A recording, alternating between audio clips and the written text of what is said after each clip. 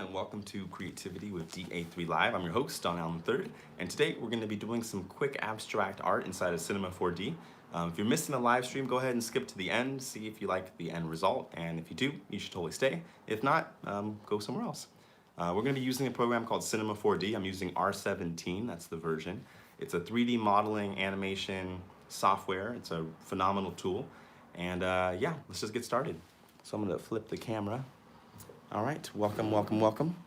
Got Cinema 4D up here in a vertical landscape. Just checking focus. All right, so the first thing I want to do is start off with a cool object to map something to. So my idea is to use, I just went to a landscape texture here.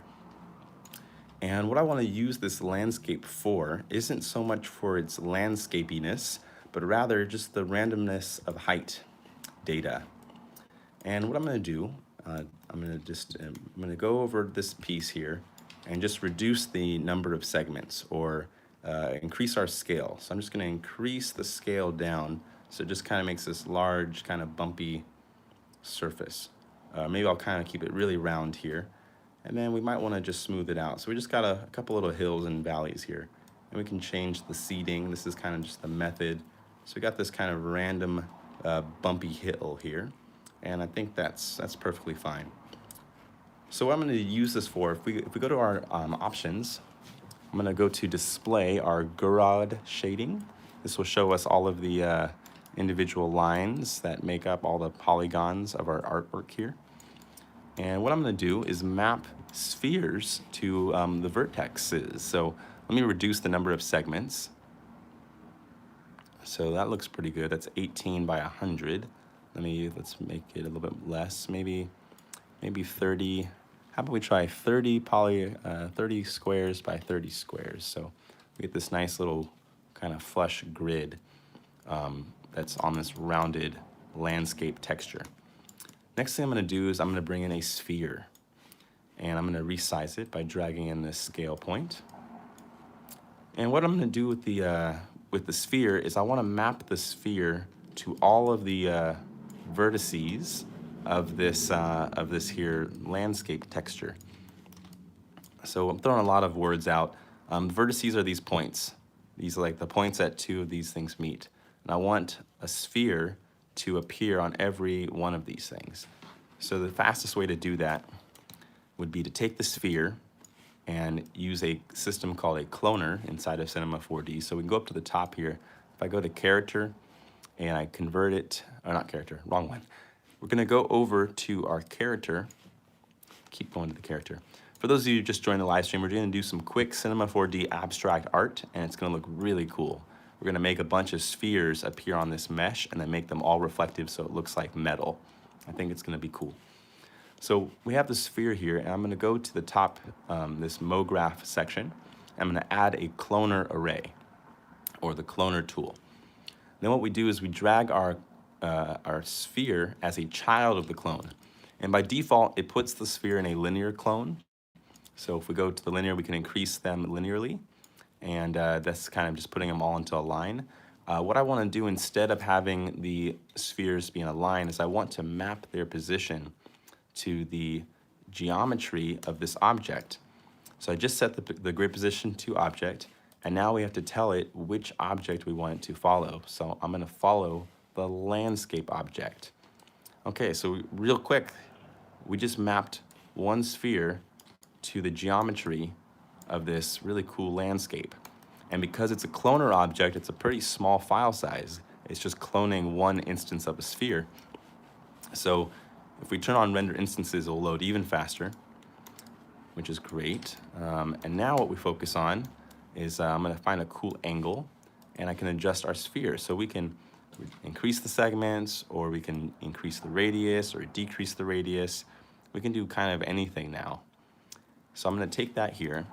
Next what I'm gonna do is I'm gonna copy all of this geometry, and we're gonna have a new clone, a new landscape to map to. I'm gonna move this landscape up and above. And we're gonna do the same thing. So to the cloner, I'm just gonna apply landscape 2 to it. So now we have these kind of spheres above and spheres below. But what's really cool, because we did this procedurally, is we can now take our landscape texture up top and change its geometry, and all the spheres will map to it. It's pretty crazy. So if we did a quick render pass to see what our lighting looks like, it looks something like this. Kind of interesting, but I want to make it even more interesting. So one thing we can do is we can hide our geometry of our, we can hide our landscape. So I'm going to hold it to a Cinema 4D tag known as compositing, and I'm going to turn on or turn off scene by camera. I'm going to turn off scene by shadows, and I'm going to turn off receiving shadows, turn off scene by rays, and turn off being seen by the GUI. So what this will do is this will just make it perfectly transparent. And I'm going to apply the same compositing tag. I'm just going to control copy it and paste it over to our other landscape, so that we'll be able to see them when we're here. Oops, I've copied the wrong one. Let me try that again. We'll be able to see them when we're in our project file within Cinema 4D, but then as soon as we render, it will take them out, which is pretty cool. So we're just left with these spheres. Now keep in mind, we designed these procedurally. So what this means is we can go to our landscape at any time and change the number of segments, and that will increase or decrease the number of spheres. Pretty neat. So I might want to push this maybe to 20 by 20. So 20 polygons by 20, just to reduce it a little bit there.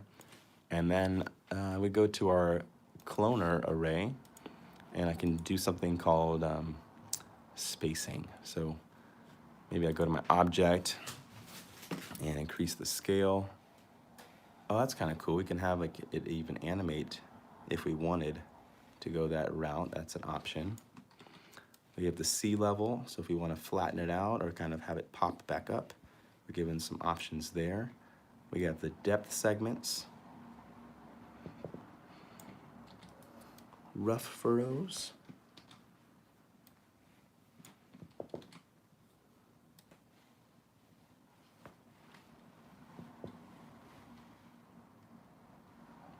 okay. Awesome.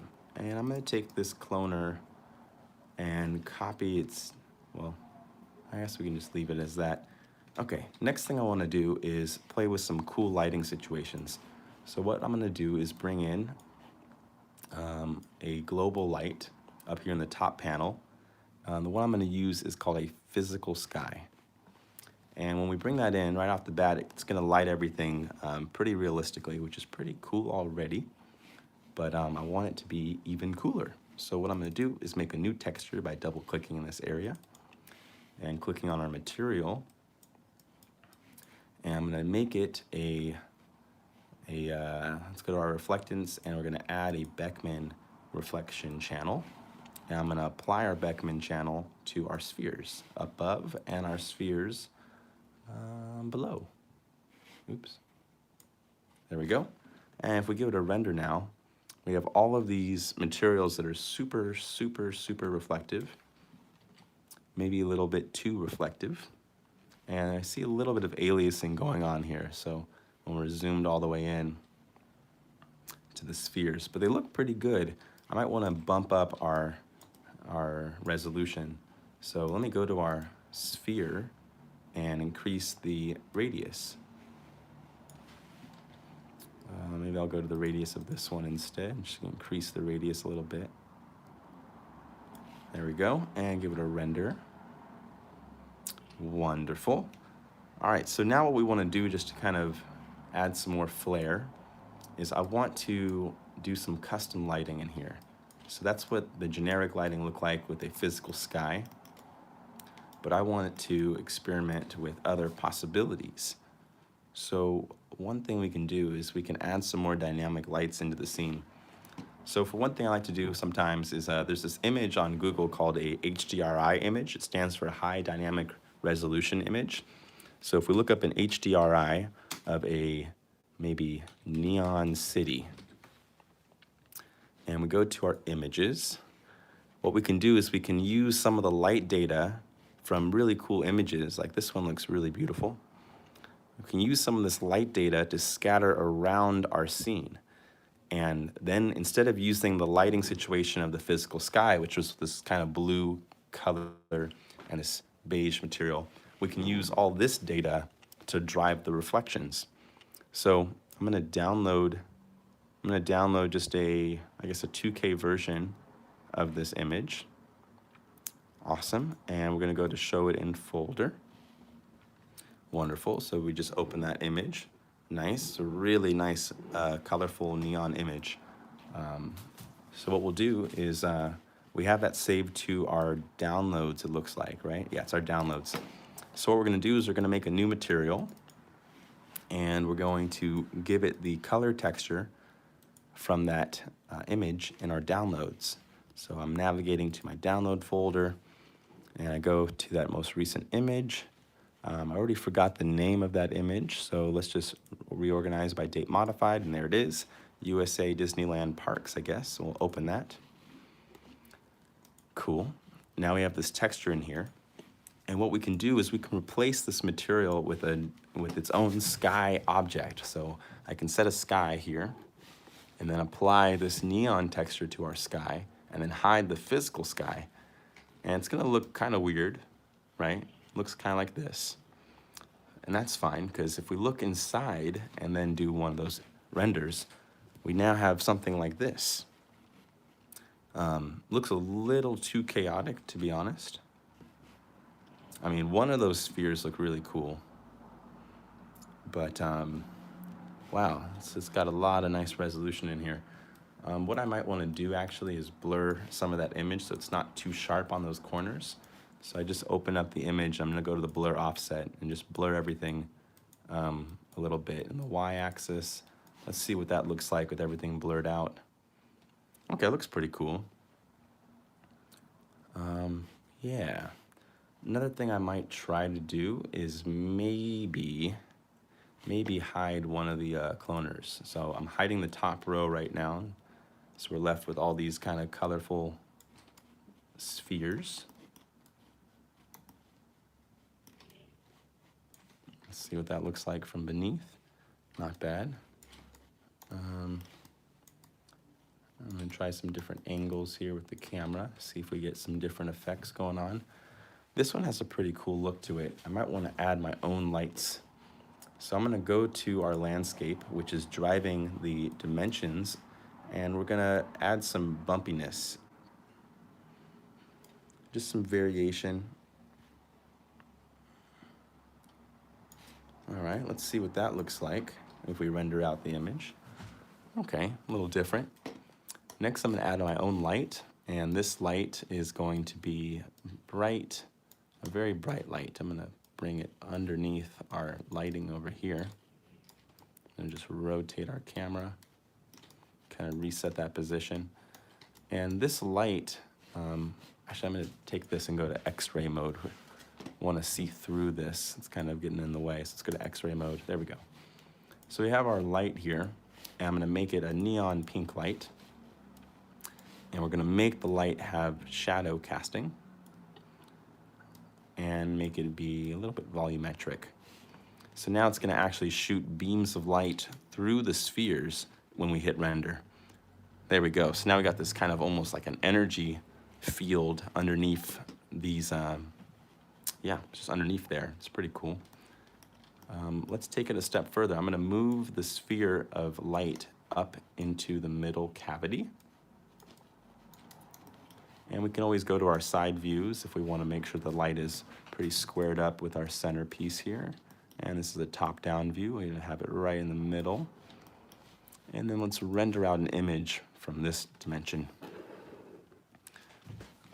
Looks like our light went missing. Let me try that again. Let's push the light underneath. Okay, pretty good. Pretty good.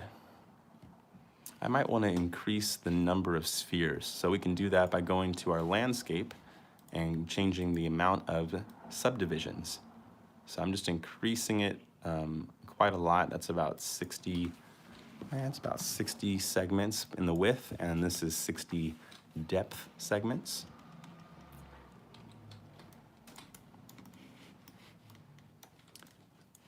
let's take a look at what we have going on here. All right, that's got its own look to it. Interesting. Okay, let's go through to the other side where all the light is. It's kind of like a rippling effect of lights cascading in here. This one's a little too bright. Might go back up above. How about this? We're gonna go to the sphere size again and just change the radius. All right, let's try that. That's got a pretty cool look to it. I don't know. You can really go anywhere with this approach, you know? So it's kind of like open to lots of interpretations. I'm gonna make a copy of this pink light and put it above and make it a cyan color. And so now we have these two super strong light fields competing with each other. So it's kind of got like an aura now to it, which has a nice presence. Let's go to our landscape and maybe change the seed.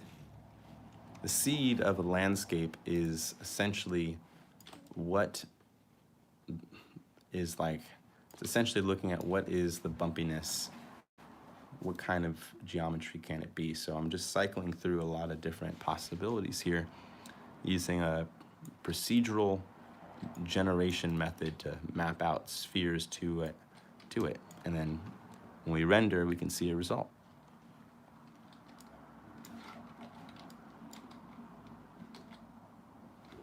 Okay.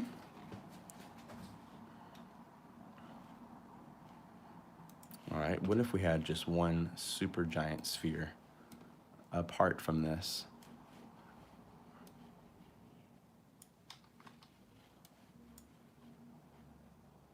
I'm just gonna push that back here.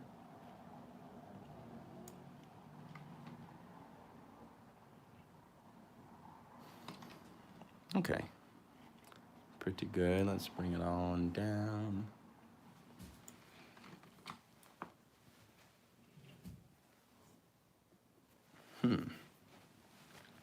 Perhaps we need to have the spheres be even closer together, or just, I could zoom in more.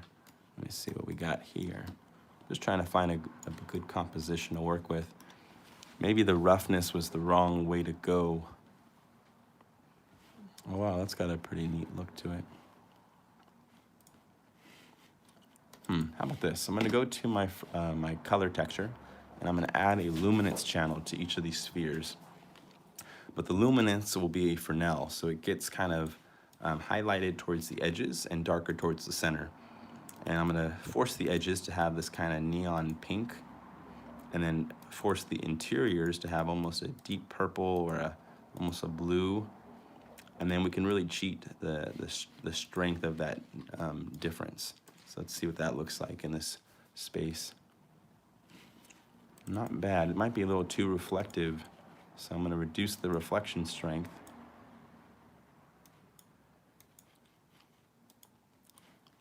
Just going to turn off temporarily. Okay, so this is without any reflection data.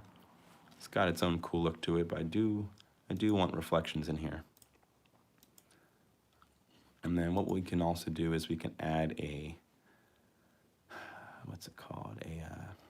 A spectral. So I'll go to my spectral curves. And then we'll go to spectral effects here. And then the spectral is kind of like the bottom of a CD player. Looks really cool. Underneath metal objects. Kind of gives them that shimmer. All right, looks like it's a little too strong though. Let's maybe flip it around.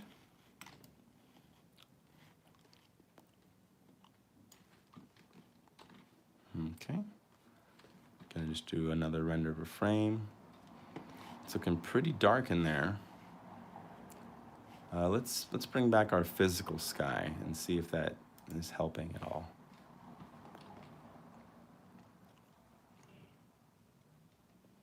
Okay, it helps a little bit with some of the ambient light, but it doesn't really change too much about our scene. Yeah, at least it's not as much as I would hope for. Let's try that again.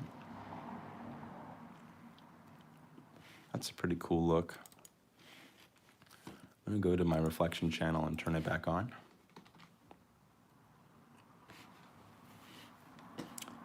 And I guess I'm gonna also bring back the sky, which seems to have lost its luster.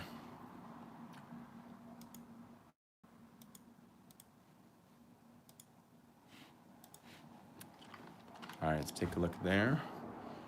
All right, cool. So now we have some reflections coming in. I'm gonna go to our reflection channel and make a tweak. Excuse me.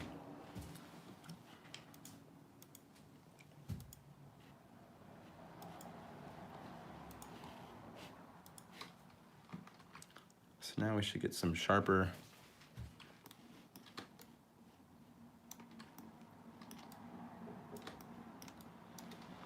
There we go.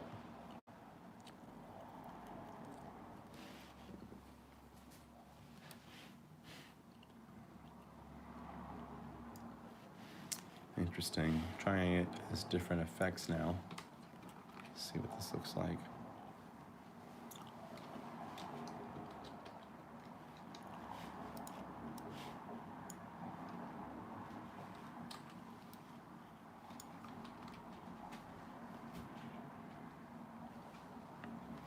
Huh. Might be a little overbearing now.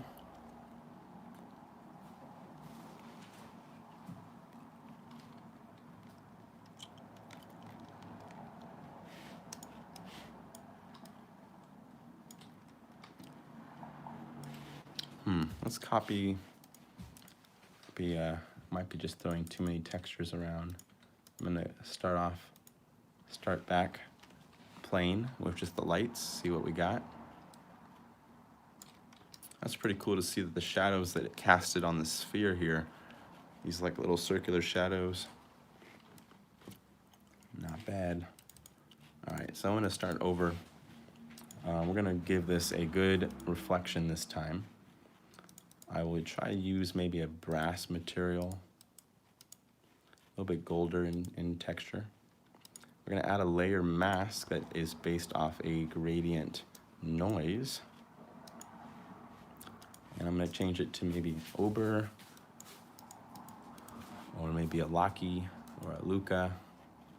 And then we're gonna just increase that scale. And this will kind of just give us some roughness to that material. I'm gonna try applying it here as well, see what we get.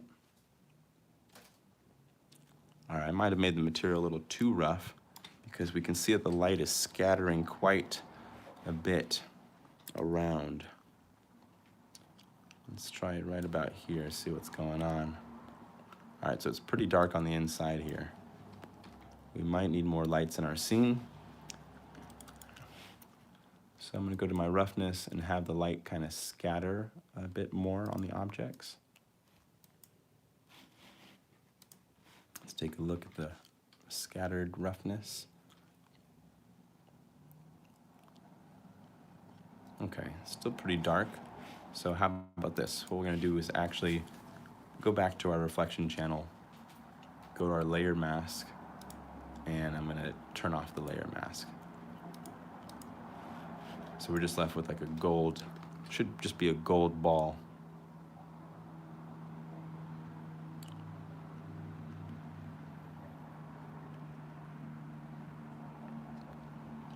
Sweet, it kind of reminds me of like a neutrino detector a little bit.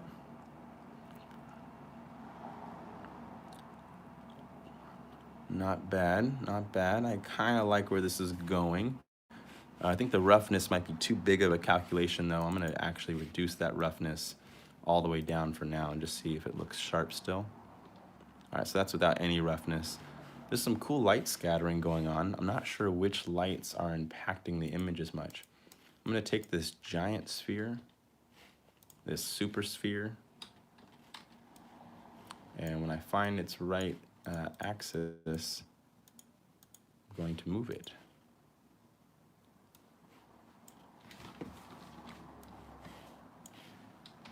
There we are.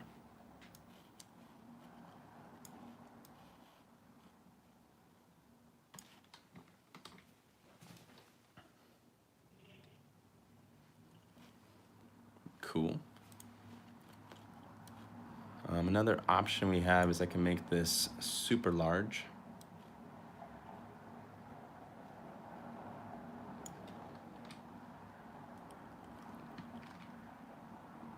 Oh, and that kills the lights. Don't want the lights to be dead. We still need the light.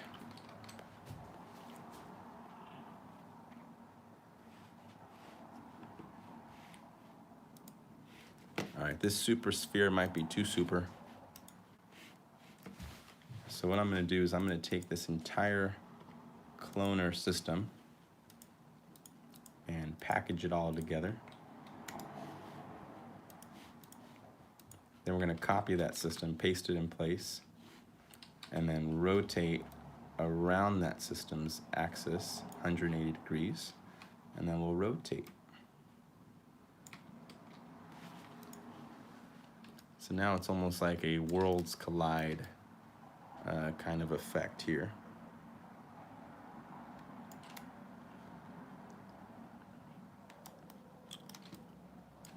Let's take a look. That's pretty cool. We got some nice light leaks coming out now. I might want to put a little bit more of an energy beam going down the center here, like a core. And while we're at it, I'm going to increase the roughness of the metal a little bit, just so it scatters some of that light around. Nice.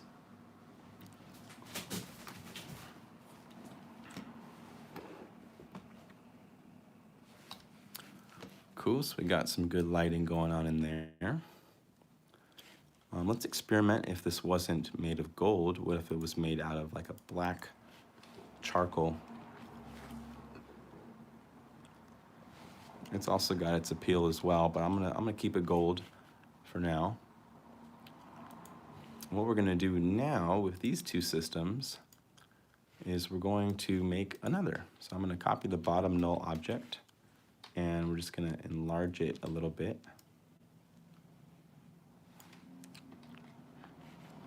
And what I'm gonna do with this one under the landscape is we're gonna go to the object and change the seeding. So we're just changing in lots of different ways that the particles can be. And then we're gonna reduce the height of this world as well as the scale.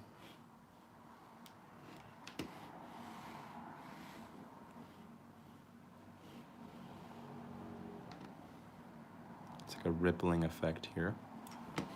Cool. And then with all these tiny adjustments, we're gonna go back to the cloner, which is cloning this sphere, and we're gonna reduce the size of that sphere as well.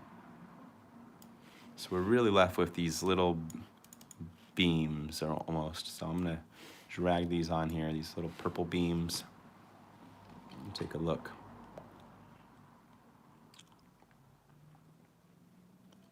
So now we got kind of a strong mixture of materials, procedural workflows to making artwork. All right, I'm just gonna rotate around this center axis.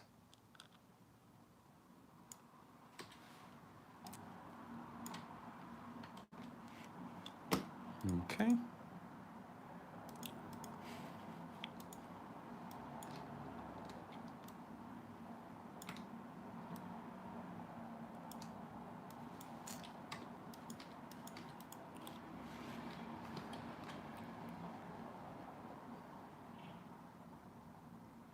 All right, so now we got some more spheres of light, I guess. We could experiment with this one being a black ball. It's a little too dark though. Maybe I'll go with a silver ball.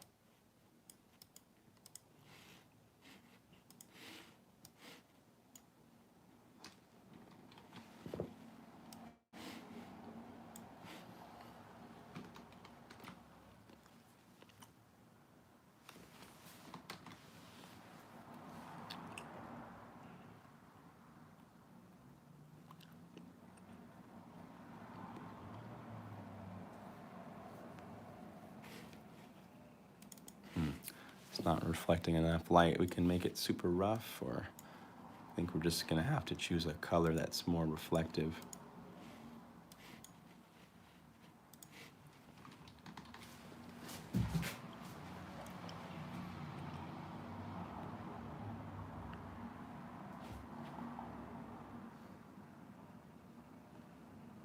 Oh, cool. That's pretty lovely.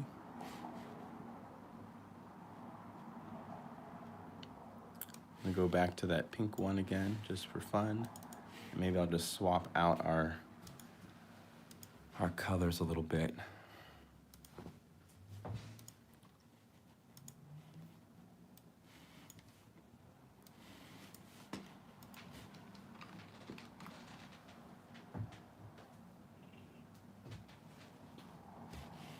Cool, and just make this sphere super big. See what that looks like.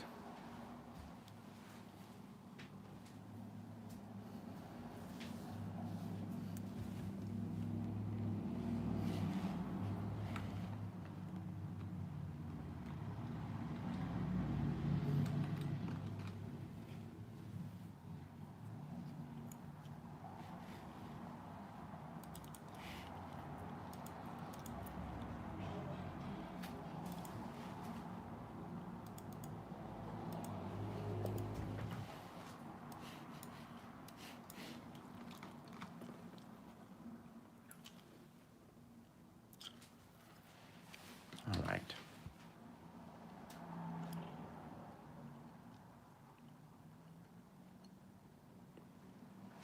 Cool. I really like the look of this.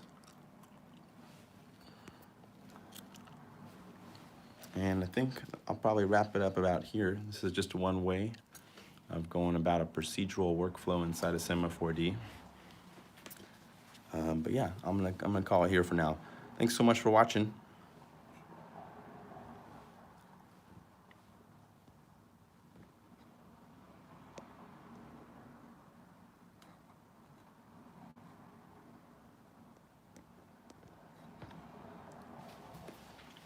Not sure how to end the stream.